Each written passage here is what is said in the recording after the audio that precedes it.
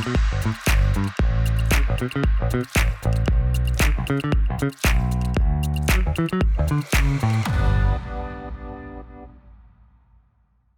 teman-teman, dimanapun Anda berada, kembali lagi bersama saya, Usi, di acara Ngobrol Nalar.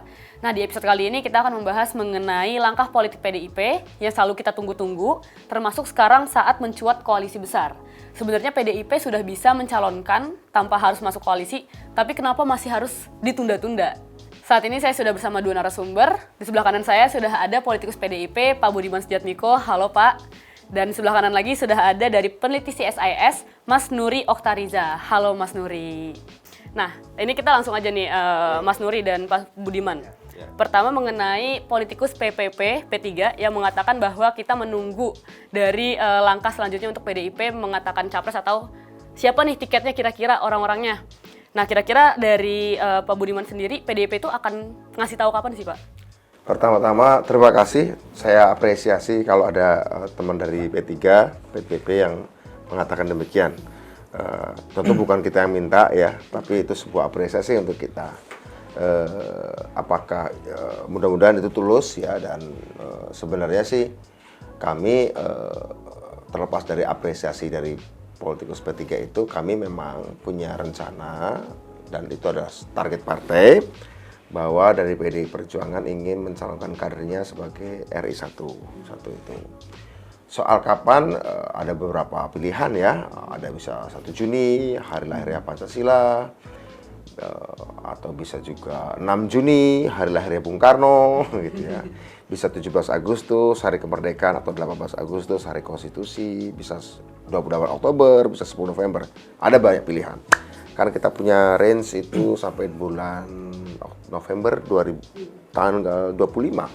Kalau kita mengacu pada 2014 itu kan juga PDI Perjuangan mengumumkannya udah mepet sekali dengan ini ya, dengan masa pendaftaran ya. Masa pendaftarannya ya sangat mepet.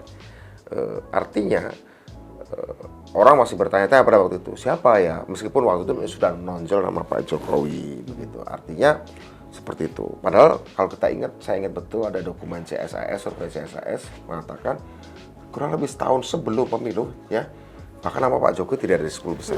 Ya? Bener nggak? Kalau Nuri bisa cerita, Nuri lebih lengkap lah, bukan saya. Saya ingat-ingat aja. Artinya pernah loh Pak Jokowi itu 10 tahun sebelum Pilpres bahkan 10 besar pun tidak. Artinya apa? Artinya bahwa PDI Perjuangan bisa saja kesepakatannya adalah jauh sebelum diumumkan. Keputusannya maaf ya, keputusannya.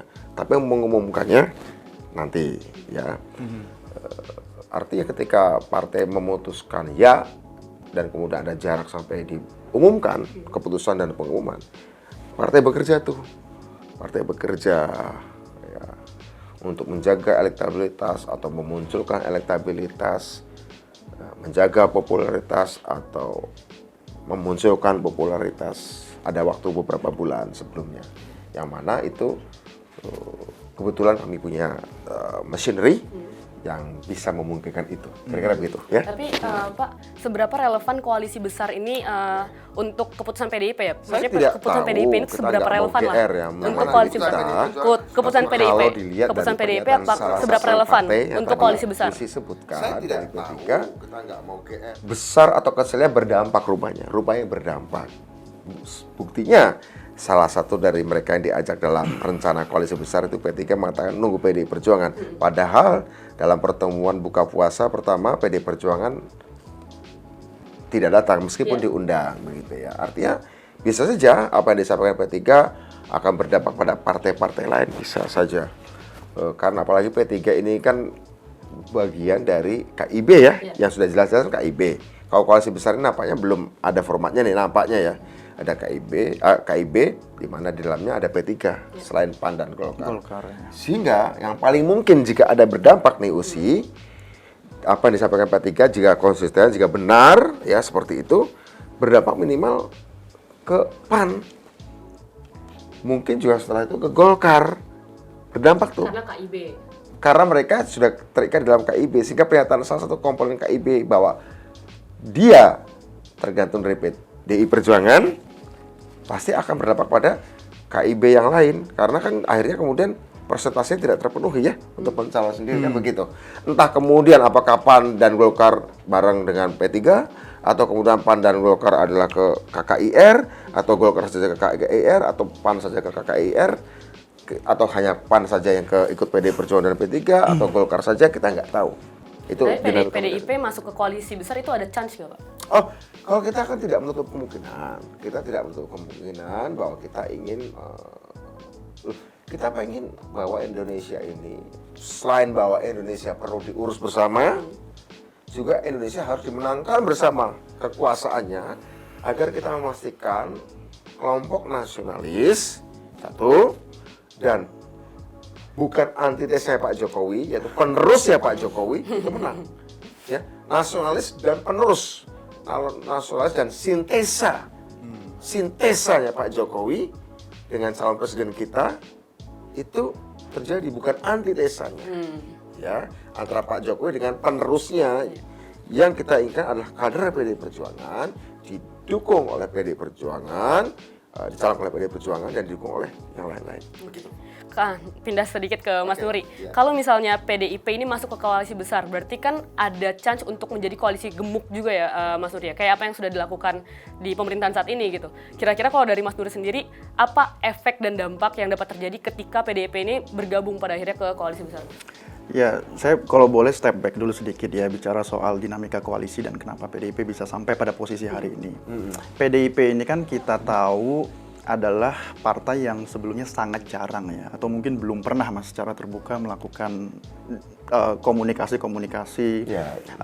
politik, lobby-lobby politik dengan partai-partai yang ada ya. Artinya kalau kita bandingkan dengan partai yang lain seperti PAN, Golkar, itu kan dinamika lobby, komunikasi dan seterusnya itu hampir setiap minggu. Dan terbuka juga. Dan terbuka. Nah, sebagian saya rasa itu karena kita tahu Bu Mega pernah secara tegas mengatakan bahwa nggak ada kader PDIP itu ngomong-ngomong soal koalisi. Gitu ya. Jadi jangankan komunikasi sesama elit, ya kan, ngomongin koalisi aja di internal PDIP, kalau kita dengar pidato Bu Mega belum lama itu dilarang. Dan saya rasa itu betul-betul dilakukan. Nah, kalau pada hari ini kita lihat ternyata PDIP mulai membuka wacana untuk bicara terkait koalisi, itu kan gampangnya berarti ada arahan baru ya kan dari ketua umum untuk pelan-pelan membuka komunikasi dengan partai-partai yang ada.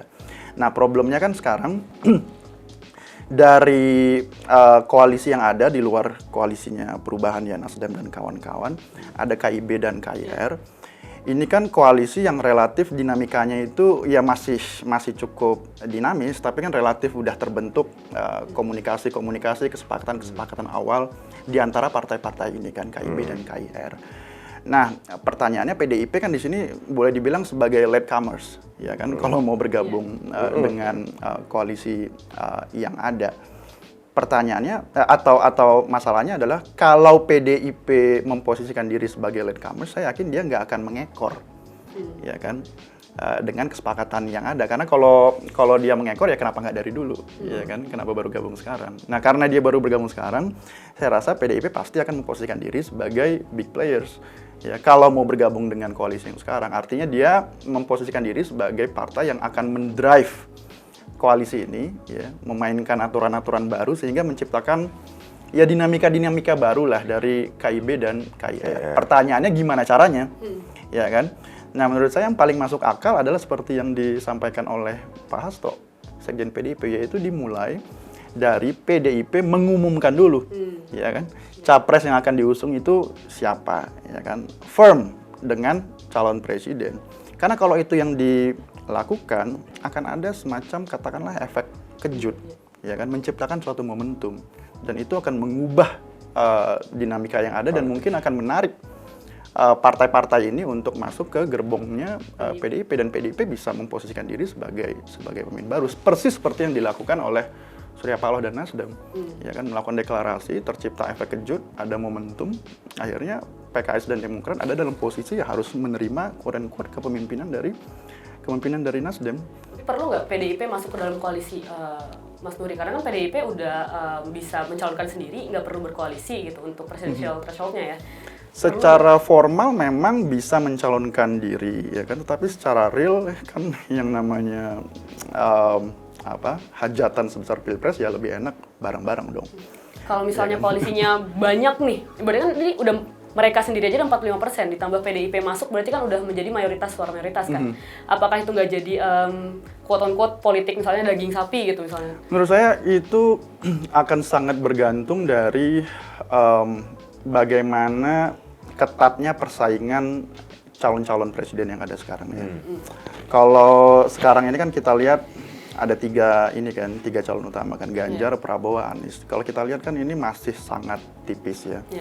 Marginnya itu ya masih ada dalam rentang margin of error lah, entah Ganjar atau Prabowo atau Anies, kita masih belum terlalu firm.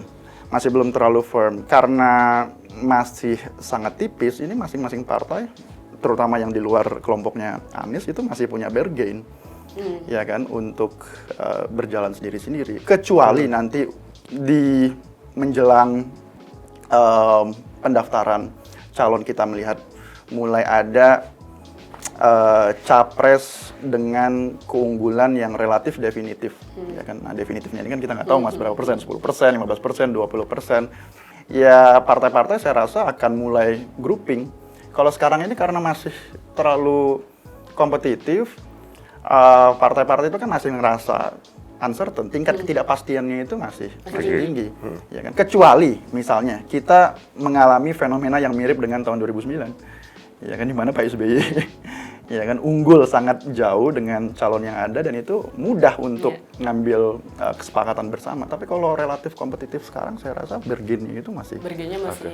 Masih tinggi. Nah, Pak Budiman tadi menyambung dari Mas Nuri mengatakan bahwa kalau misalnya PDIP ini mau jadi kingmaker-nya lah dalam satu koalisi, ya harusnya dideklarasikan lebih dulu.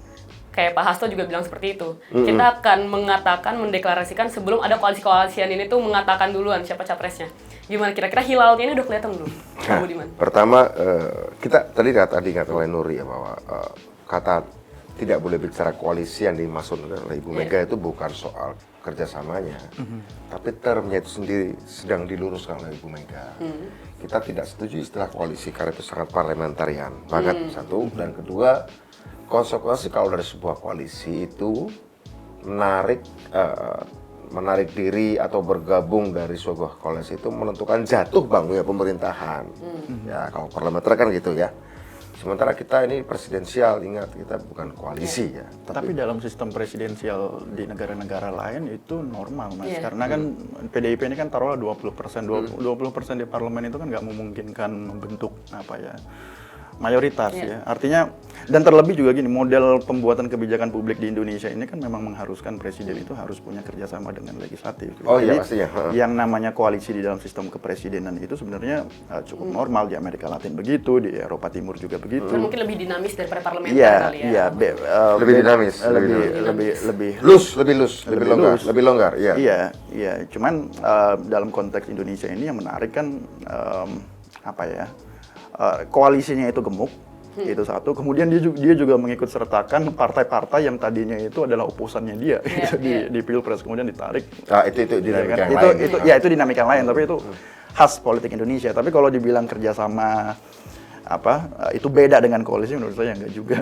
Itu normal. Iya, karena memang gini, setahu saya ya kayak misalnya di beberapa Amerika Latin itu lebih baik mereka pakai istilahnya ya. Misalnya di Argentina itu namanya front.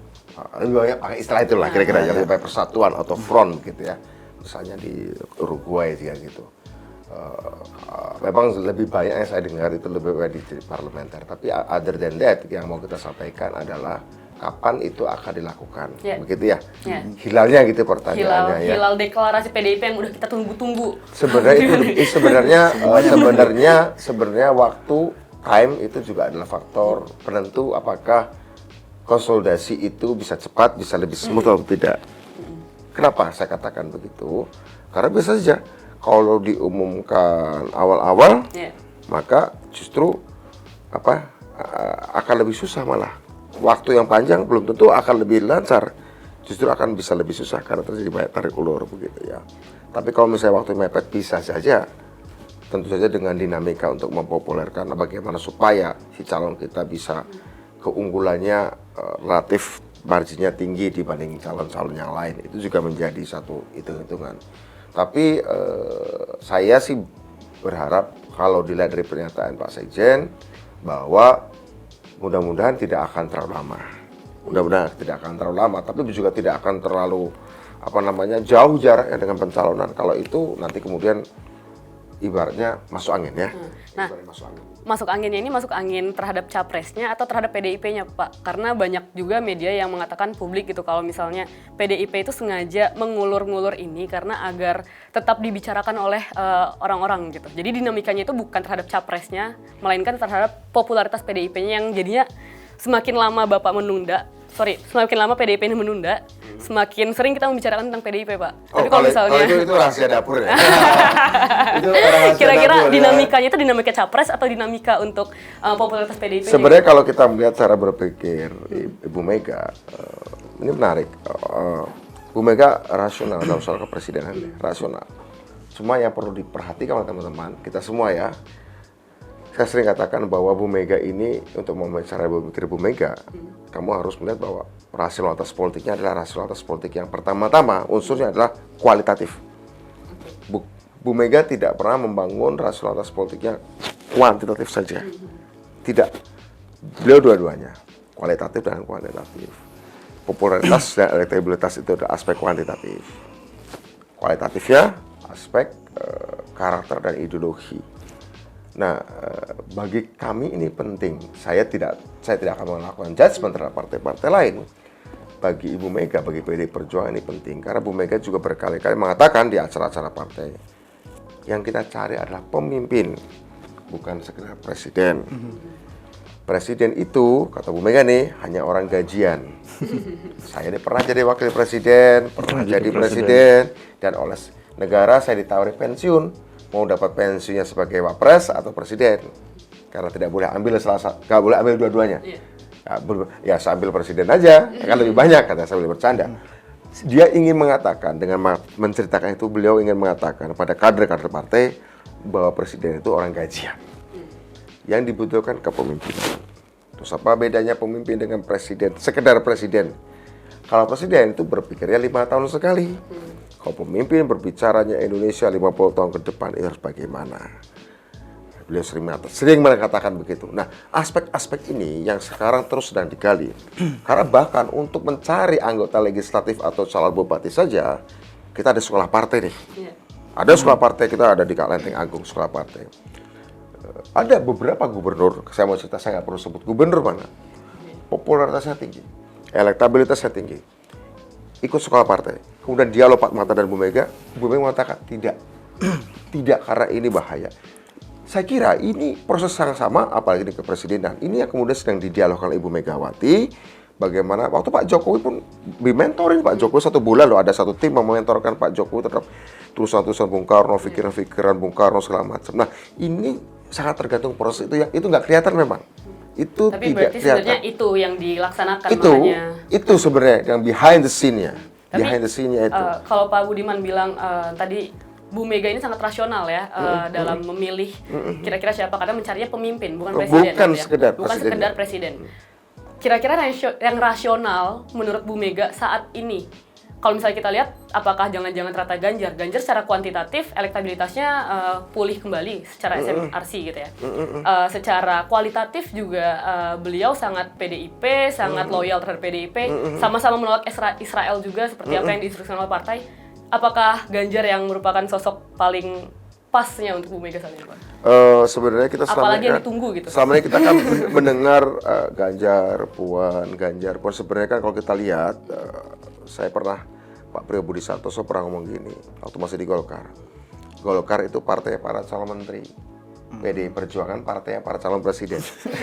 Pak Priyo waktu itu ngomong di Golkar, waktu masih di Golkar. Artinya sebenarnya potensi-potensi di PDI Perjuangan banyak.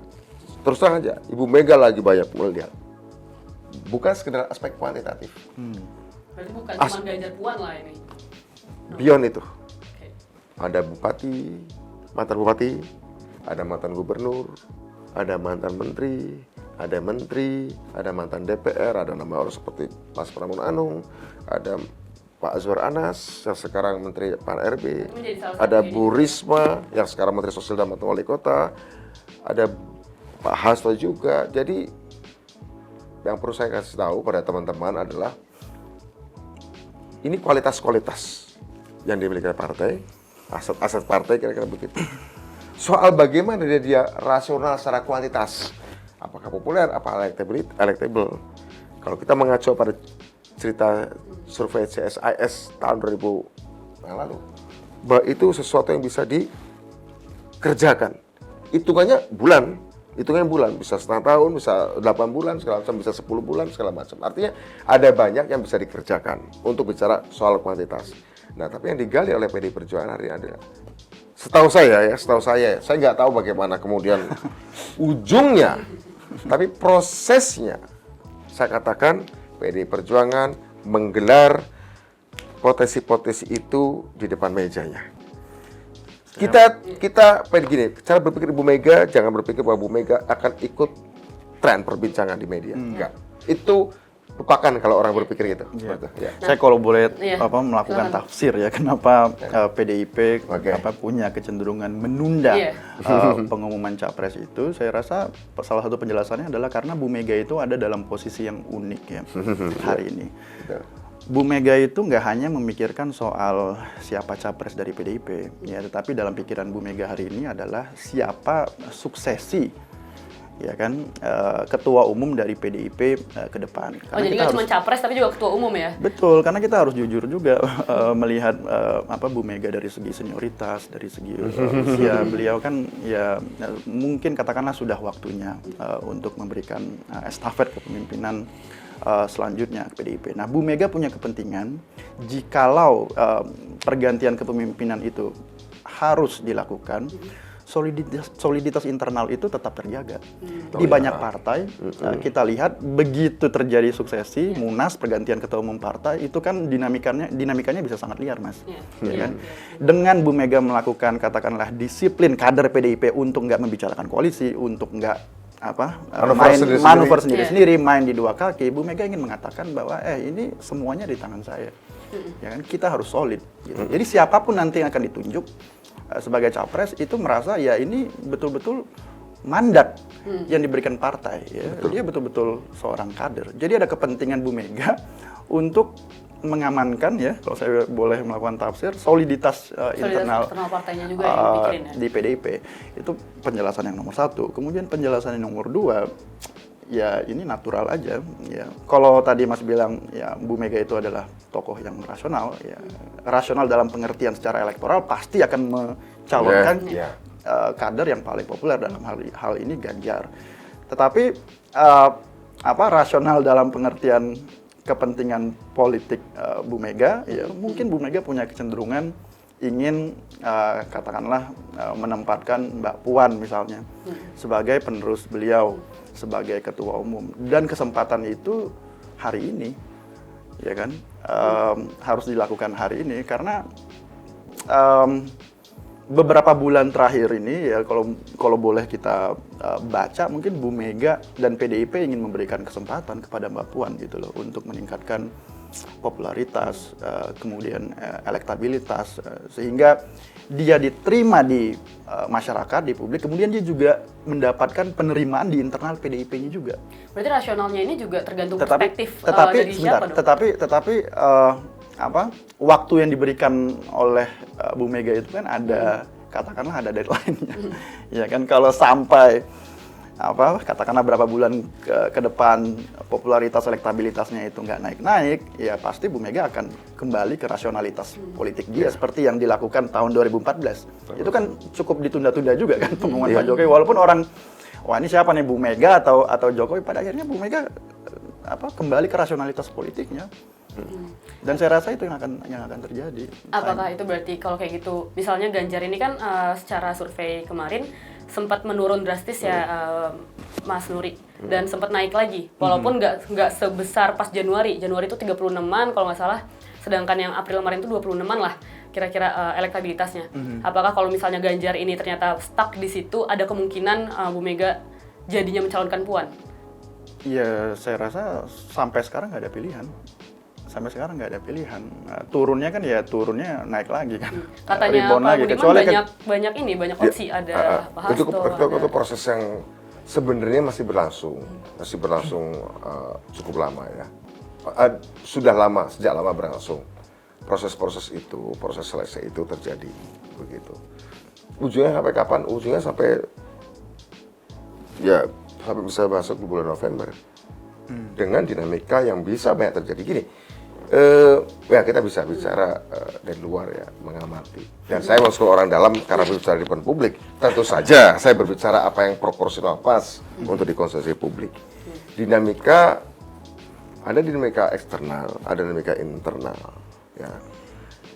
Kan kita bicara soal perilaku. Ini kan sebenarnya politik ketika menjelang masa kayak gini, bagusnya. Jadi Kak, memanggil psikolog juga, saya politika sains. Serius, peristiwa-peristiwa politik ketika menjelang penentuan, hal-hal itu sebenarnya lebih banyak yang bermain adalah psikologis. Instead of political science. Iya, betul itu. Itu penting juga, politik harus ada. Istilahnya salah satu psikolog lah ya. Itu soal kenyamanan. Itu nggak pernah loh kita menjelang pemilu jarang psikolog yang undang. Harusnya psikolog. Orang seperti Pak Butika Wisono atau dulu Pak Sarlito atau almarhum ya. Tapi banyak yang lain lah ya. Ini penting karena ini bicara soal rasa nyaman, soal survival mode ya, soal acceptability ya. Acceptability. Ingat loh di Indonesia ini peran elit masih kuat.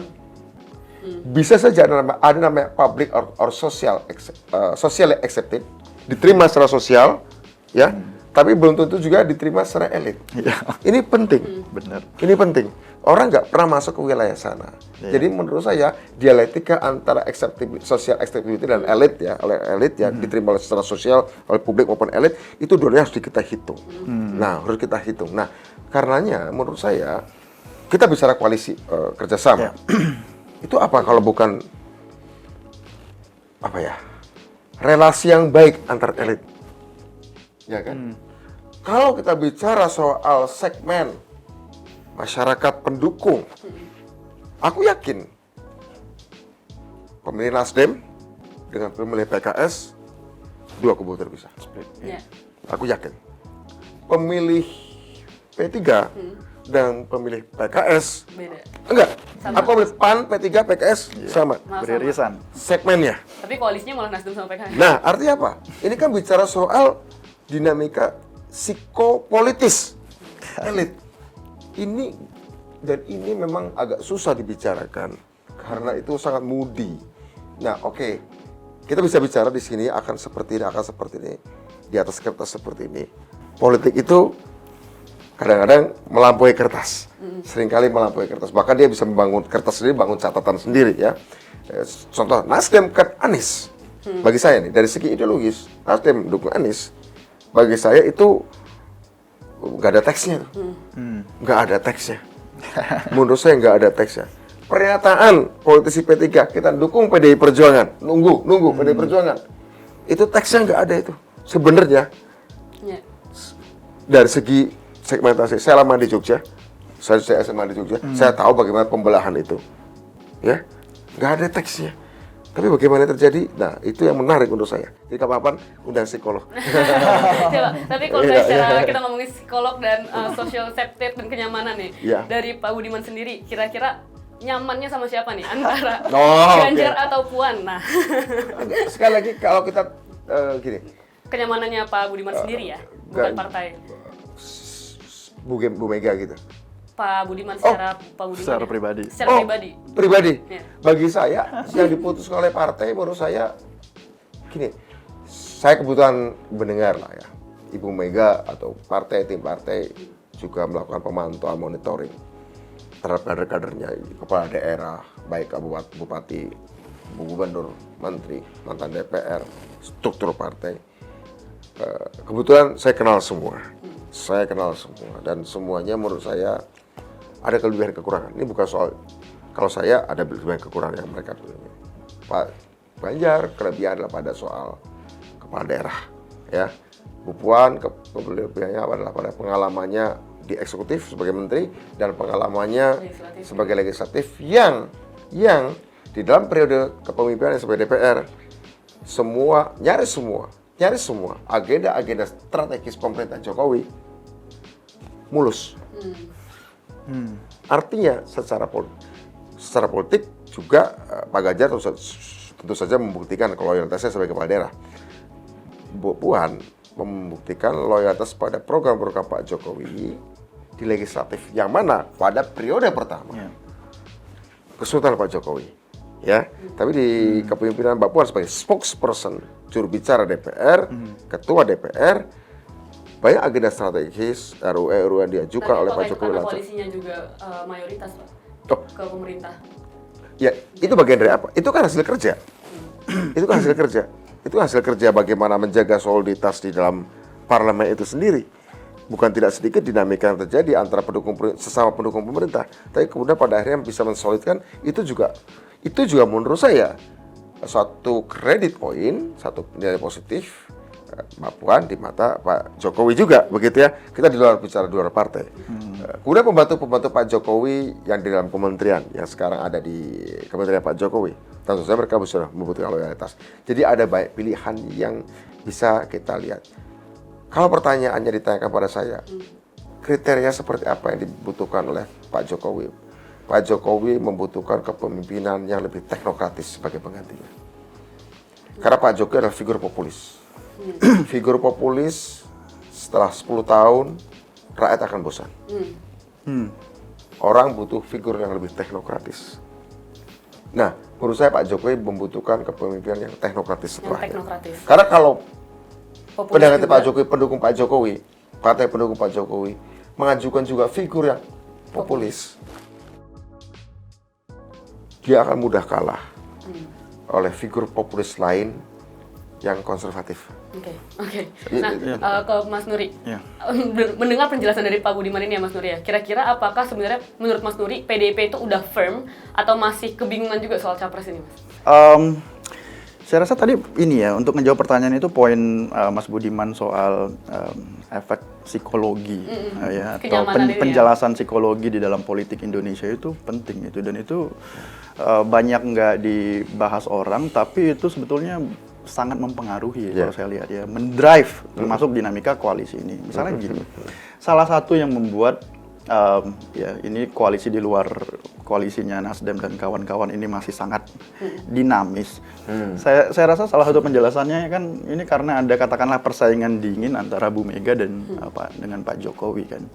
Ya kan dua-duanya pengen memainkan peran sebagai kingmakers. Ya, kita tahu misalnya Pak Jokowi itu unik sekali kalau kita bandingkan dengan eranya Pak SBY 2014. Pak SBY udah nggak ikut campur sama sekali. Pak Jokowi ini sangat hands on, ya kan. Sampai saya kira micromanagement dalam hal koalisi juga Pak Jokowi terlibat, dan itu saya rasa menimbulkan efek psikologis ke Bu Meganya, dan itu menciptakan kerumitan hari ini, yaitu satu penjelasan. Kemudian efek psikologis lain ya, kita tahu Bu Mega ini kan orangnya sangat firm, ya kan, dan sangat mungkin boleh dikatakan keras, punya pendirian yang tegas gitu. Misalnya kalau kita bicara secara psikologis, Bu Mega nggak mungkin berkoalisi dengan Demokrat, ya kan. Kalau sekarang mungkin nggak mungkin lagi berkoalisi dengan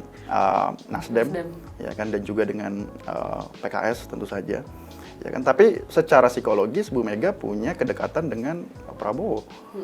2009 kita tahu ada Mega Pro. Iya kan? Artinya kalau pakai pendekatan psikologis yang tadi disampaikan Mas Budiman, kemungkinan kerjasama tercipta antara PDIP dengan KIR misalnya, itu terbuka. Lebih masuk ya? Lebih masuk, artinya entah Ganjar Prabowo atau Prabowo Ganjar itu sangat mungkin terbuka, ya kan? Karena lagi-lagi barrier psikologis untuk menghilangkan itu ya relatif kecil. Ya kan, dan itu salah satu yang bisa apalagi di kiri misalnya ada PKB yang latarnya NU. Dan NU kan dekat dengan nasionalis ya. Iya, dan Pak Prabowo juga kan ngerasa udah secara terbuka tuh bilang, wah ini teman lama saya. Ya kan, dari dulu saya pengen berkoalisi dengan PKB gitu kan, kata Pak Prabowo. Itu sangat terbuka. Ya kan, sekarang gimana caranya meyakinkan kelompok KIB dan kawan-kawan? Saya rasa itu terbuka juga. sejauh misalnya pemilu kita ini berlangsung 2 putaran. 2 putaran. 2 putaran. Karena nggak ada yang mayoritas itu ya. Karena kalau 2 putaran kan artinya tinggal 2 pilihan kan, tinggal 2 calonnya. Artinya kalau misalnya 3 calon di putaran pertama, kemudian masuk ke putaran kedua, ya siapapun yang kalah di putaran pertama akan mendukung temennya, Iya. ya kan? Iya. Dan tetap tercipta koalisi besar juga ujung-ujungnya. Walaupun bedanya koalisi besar itu tercipta setelah putaran kedua. Iya sih. Ya kan, bukan tercipta di awal. Itu kan sangat mungkin karena desain Pilpres Indonesia itu 2 putaran, kecuali kalau Pilpres kita dari awal 1 putaran aja. Artinya 2 pasang. 2 pasang, iya. Nah, kalau misalnya 2 pasang itu ada kemungkinan itu juga bisa terjadi kan? Kemungkinan bisa terjadi kalau tadi yang saya bilang ada calon yang leadingnya itu, keunggulannya itu lumayan definitif. Kalau Ya kan? misalnya Tapi kalau kita- misalnya masih kompetitif seperti sekarang, masing-masing itu punya, ini ngerasa nggak pasti nih, siapa sih sebetulnya yang unggul di antara kita? Ya kita perang terbuka aja dulu untuk putaran pertama. Nanti putaran kedua ya kita salaman, kasarnya gitu. Yang jelas kan yang akan menjadi lawan bersamanya adalah koalisi perubahan kan. Ya, dengan misalnya Ganjar itu masuk atau PDIP masuk ke dalam koalisi besar gitu, dan ada duet Ganjar Prabowo atau Prabowo Ganjar, berarti kan hanya ada satu calon yang tadinya kan 2 nih, Prabowo Ganjar dipisah jadi satu kan, Ganjar Prabowo melawan Anies Baswedan gitu. Kira-kira itu lebih memungkinkan atau Ganjar Prabowo Anies ini tuh terpisah jadi 3? Iya. Saya rasa sangat, kalau dari PDIP pasti firm ya, pengennya capres. Ya kan, partai Iya, jadi terbesar. Ganjar Prabowo gitu misalnya. Partai terbesar, dan sekarang ada Pak Jokowi, masa tiba-tiba turun tahta sebagai cawapres kan agak-agak nggak mungkin. Yang paling mungkin menurut saya Ganjar Prabowo. Nah, proposal seperti itu bisa diterima sama KIB dan KIR atau enggak? Pertanyaan gitu kan. Atau Kemudian, terutama Gerindra Iya. ya? Terutama Gerindra. Terutama Iya, Gerindra, terutama betul. Gerindra. dengan pertimbangan misalnya Pak Prabowo udah ikut Pilpres. Iya. 2009, 2014, 2019, ya kan, dan kita tahu misalnya masa pendukungnya Pak Prabowo itu kan beririsan lah dengan Anies Baswedan. Ya. Seandainya head to head dengan Anies, kira-kira gimana? Itu kan pasti ada kalkulasi politiknya kan, ya kan. Tapi kalau misalnya Pak Prabowo diposisikan sebagai cawapres, kemudian internal PDIP misalnya melakukan survei dan hasilnya cukup melegakan, misalnya artinya kemungkinan menangnya itu tinggi, ya itu sangat mungkin. Dari sisi PDI Perjuangan Dari ya. sisi PDIP Perjuangan. Kalau PDI Perjuangan nggak ada masalah, Iya. cuma kembali lagi pada soal dari sisi Gerindranya juga. Iya. Nah itu akan negosiasi yang menarik karena kita tahu dari semua yang muncul nih, nama-nama yang muncul nih, paling firm kan Pak Prabowo ya, secara konstitusional.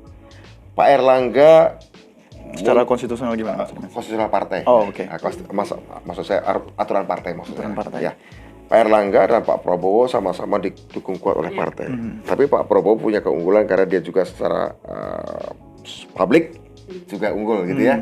Pak Erlangga kan belum sampai ke arah sana. Kalau Pak Ganjar secara publik unggul dalam survei di partai itu. Ya. Jadi saya kira Pak Prabowo memang 2 faktor itu ada dalam dirinya.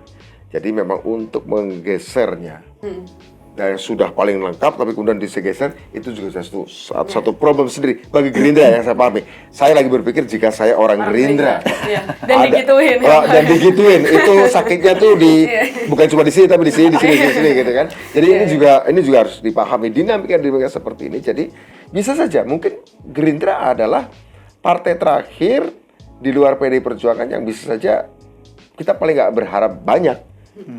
Kalau kita firm pada capres, maka sebenarnya negosiasi dengan Gerindra adalah negosiasi yang paling tough nantinya, paling susah. Jadi bisa saja kita akan pendekatan makan bubur panas, ya kan? Terima kasih banyak Mas Nuri, Pak Budiman atas waktunya. Usi. Teman-teman, Oke, itu Usi. dia tadi pembahasan mengenai bagaimana langkah-langkah PDIP selanjutnya. Ternyata again kita masih harus wait and see ya. Sampai 1 Juni atau 10 November bahkan.